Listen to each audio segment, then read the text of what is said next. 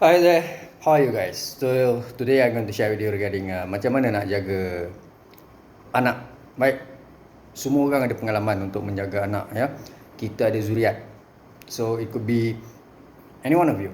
Semua budaya, semua culture menganjurkan penjagaan anak yang sempurna. Tetapi hari ini persoalannya adalah bagaimana ibu bapa yang bercerai-berai. Maknanya jodohnya tidak panjang. Saudara, kenapa saya buat sharing section ini? Kerana ada beberapa persoalan yang ditanyakan oleh sahabat-sahabat ya.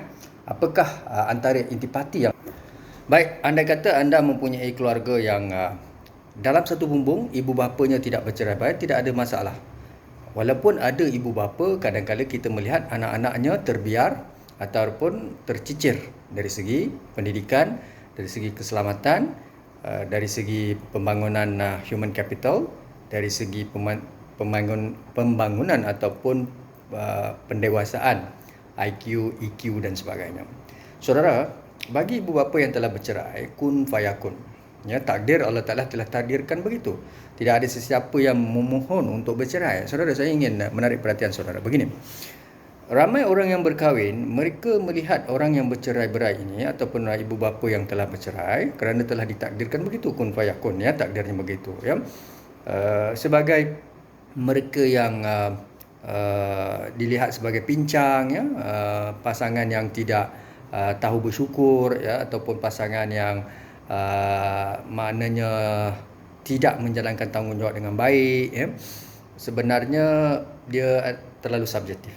Kita ada ibu, ada ayah, dalam satu keluarga itu mereka tidak bercerai, tapi kadang-kadang kita melihat anaknya lumba haram ya, dilihatnya anak terpalit dengan isu-isu sosial seperti minum arak ya, alkoholik ya, seperti anak liar ya, seperti anak-anak yang mak rempit dan sebagainya ya, terpalit dengan gejala dada ya, dan mereka-mereka yang keciciran. Itu yang ibu bapa yang tidak bercerai. Tapi di sinilah yang saya sebut, kita jangan melihat kepada pasangan itu berkahwin atau bercerai. Isunya adalah berkahwin atau dalam bumbung ataupun dalam konteks keluarga itu mempunyai ikatan suami isteri, tidak pernah bercerai ataupun telah bercerai. Isu pokoknya adalah berkaitan dengan cara mampan lestari, bertanggungjawab, secara berdisiplin, bagaimanakah kita berjaya membentuk anak kita.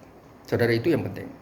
Bagi pasangan yang telah bercerai, telah berkahwin lain dan sebagainya, nasihat saya kepada sahabat-sahabat di luar sana, yang pertama sekali, kita walaupun ibu dan ayahnya itu bukan lagi duduk serumah, bukan lagi laki bini, mestilah kita menjaga anak secara terbaik mungkin. Kalau suami kita boleh menjaga anak itu dengan baik, maka biarkan dia menjaganya. Tapi pastikan suami itu menjaga anak betul-betul bertanggungjawab, berkualiti. Dari segi pendidikan, dari segi pemakanan, dari segi kesihatan, dari segi keselamatan, dari segi kasih sayang. Baik, begitu juga kalau kita melihat isteri, bekas isteri kita ya, bekas isteri kita. Tadi saya sebut bekas suami. Kalau dia boleh jaga, memang perfect, memang terbaik, dengan tanggungjawab dari segi agama, dari segi akidah, dari segi pendidikan, dari segi kesihatan, dari segi apa saja, izinkan dia ya. Tetapi kalau sekiranya ibu itu lebih baik, lebih berintegriti ya, lebih memberi kasih sayang, lebih menjaga pemakanan, lebih menjaga kesihatan, lebih menjaga pendidikan dan sebagainya, serahkan pada ibu, lebih baik. Yang pentingnya bagi kita, tidak kira lah ya, saya pun ada 4 anak ya, ada 4 anak. Jadi begitulah keadaannya. Saya sebut perkara ini, sharing section ini, untuk kebaikan. Sebab dalam sharing section kita boleh cerita apa-apa isu. Isu ekonomi, isu politik, isu pendidikan, isu agama. Jadi hari ini penceritaannya adalah berkaitan dengan bagaimana ibu bapa yang telah bercerai-berai untuk kita membentuk anak kita. Bagi kita, bukan kita mahu merebut-rebut ya, di antara ibu dan ayah. Itu tidak baik. Yang paling mustahak adalah apabila anak itu berada walaupun satu saat dengan ibu, maka ibu mengajar perkara yang baik, nilai-nilai yang baik kepada anak itu supaya menghormati ayahnya, memberikan kasih sayang pada ayahnya. Begitu juga apabila anak itu berada dengan ayah walaupun 1 minit, ayah itu perlulah pesan pada anak, berlaku baik kepada ibunya, menghormati ibunya, bekerjasama membantu ibunya. Begini yang kita mahukan. Tapi kalau kita, ibu dan ayah, saling mengasut anak ataupun memberi gambaran-gambaran negatif, dia akan menyebabkan anak ini keliru, bercelaru. Akhirnya anak itu tidak tahu membezakan yang mana baik dan buruk. Dia akan terguris dari segi EQ dia, ya, emosi dia, dan mungkin IQ dia pun terganggu, ya. Jadi bagi saya, kadang-kadang kita gairah di kalangan ibu atau ayah untuk menjaga anak masing-masinglah berebut-rebut. Tapi sebenarnya kalau anak itu duduk dengan kita bukan mudah. Saya mau beritahu pada saudara, it's not easy. It's not easy to look after, taking care of your kids. Cakap senang, tuan-tuan, ya. Tuan-tuan yang ada anak, tuan-tuan tahulah, ya. Jadi pesan saya lah, ya, kalau orang yang berpoligami ke, orang yang kahwin dan sebagainya, ada 2 isteri dan sebagainya, saya pesan begini, anak sendiri jaga betul, ya. Anak kepada pasangan yang kita kahwin tu kena jaga juga, ya. Walaupun bukan tanggungjawabnya 100% sebab dia ada bapa lagi kan, ya, ayah. So ayah dia kena mainkan peranan. Tapi pesan saya, kita sebagai ayah tiri ini atau ibu tiri kena jaga anak kandung dan anak tiri dengan baik seperti anak kita, ya.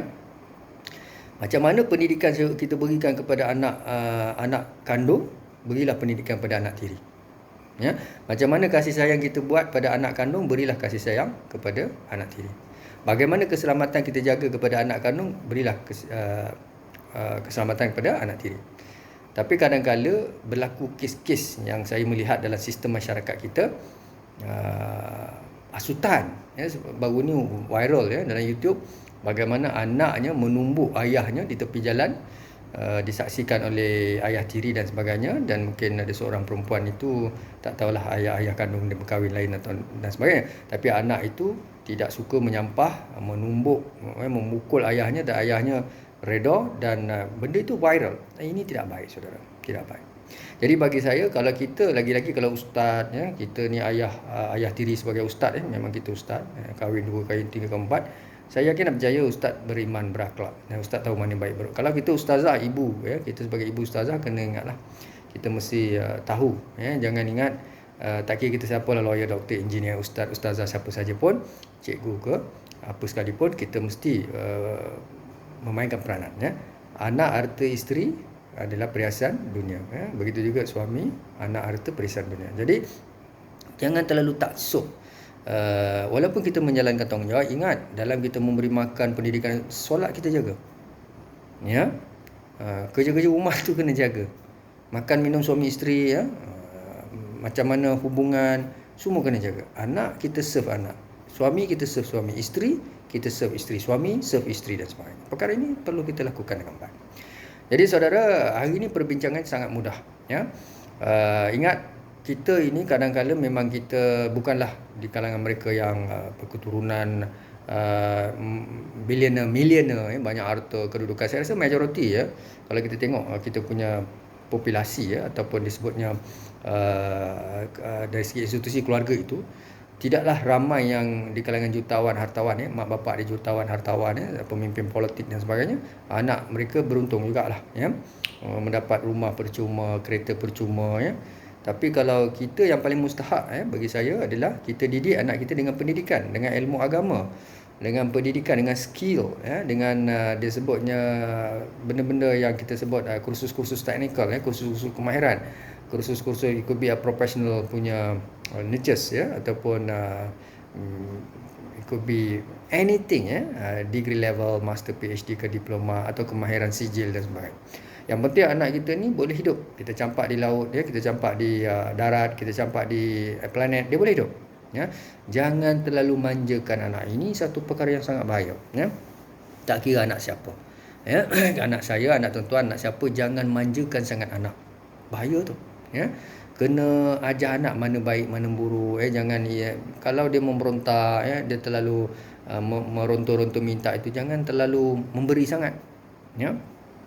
Kalau benda itu tidak baik, kita jangan beri. Kalau benda itu baik, baru kita beri, ya. Seperti makanan-makanan junk food, ya, perkara-perkara gula terlalu banyak, ya, mungkin minuman Coca-Cola, Pepsi, ya, bikarbonat dan sebagainya. Jangan. Perkara itu tidak baik. Kalau anak tu berguling-guling, kalau anak saya berguling-guling 3 km pun saya tak bagi dia. Itu saya. Tuan-tuan cari saya, ya. Kalau saya memanglah saya ada isteri sekarang, dan saya pun ada anak, 4 anak tu saya sebut dah. So kalau anak saya guling-guling nakkan Pepsi, Coca-Cola, minta maaf, ampun, ya. Itu saya. Jadi kalau pewarna dan sebagainya, sebab apa? Saya sayang dia. Kalau saya tak, bukan saya lokek ke pelokek, tapi tuan-tuan tahu kesan minum Pepsi, Coca-Cola ni semua, what will happen, kidney failure, ya, penyakit-penyakit kencing manis, ya, saraf-saraf ni mati. Budak kecil pun cocok insulin sekarang, kolesterol, dia benda-benda, budak ramai yang kena cocok insulin, diabetik dan sebagainya, dan banyak organ-organ rosak, ya. Jadi tuan-tuan dan puan, kalau kita sayang anak, sayang suami, sayang isteri, gula jangan gula. Saya tengok Dr. Nordin Darus, champion, Dr. Nordin Darus terbaik, ya. Beliau memang tak suka gula, gula pasir, gula apa pun lah, dia memang tak suka benda manisan, dan dia kata itu racun. Betul, saya setuju, that is a poison, Bagi mereka yang tidak ada kes border, borderline atau border dari segi kolesterol, dari segi diabetik, tuan-tuan, enjoy, fantastic Mr. Laba-Laba, welcome to California. Enjoy, mantang-mantang, gulanya kontrol, kolesterolnya kontrol. Wow, sekali kena, diabetik ada, darah tinggi ada, kencing manis ada, jantung ada, penyakit jantung, gout ada, barulah terkekal pergi dapur cari ulam, carilah apa benda yang herbs, untuk perbaiki kesihatan kita. Ingat pesan saya, beringatlah selalu, mencegah itu lebih baik daripada mengubati. Jangan degil, Jadi bagi saya, tuan-tuan dan puan, anak kita mesti kita mengajar dari segi akidahnya bagi orang Islam, bukan Islam dia ada cara dia lah, agama dan sebagainya.